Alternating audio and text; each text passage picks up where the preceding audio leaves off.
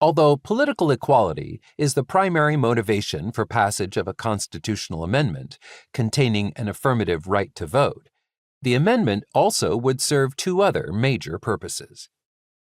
First, as Chapter 4 explains, a constitutional amendment would reduce litigation and polarization over the voting process itself, de-escalating the voting wars.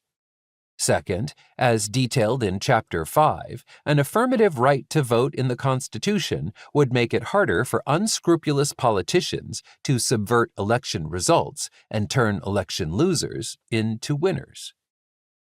Chapter 6 concludes the book by grappling with the how to get there question. It discusses prior efforts to place an affirmative right to vote in the Constitution and how earlier voting rights amendments passed. It considers why red states might support a constitutional right to vote, a key question given that amending the Constitution requires supermajority support from both houses of Congress and ratification by 3/4 of state legislatures.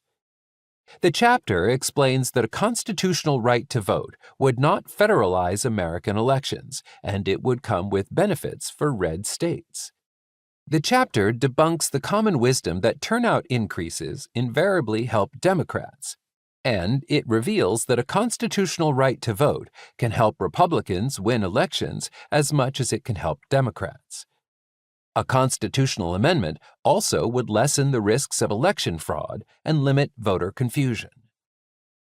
Still, in today's polarized society, getting any constitutional amendment through both Congress and state legislatures, much less one that could have an effect on who is elected to office in those bodies, is going to be a hard slog.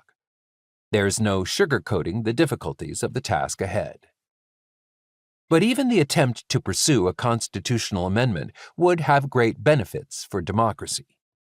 Continued Republican intransigence to a constitutional right to vote amendment could embolden Democrats to take more aggressive statutory steps to protect the right to vote, potentially generating new conflict with the Supreme Court that could in turn generate further Democratic reform.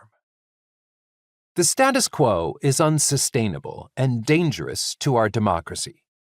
Pursuing a constitutional amendment protecting the right to vote is the most sensible way forward, even if it takes more than our generation to get there.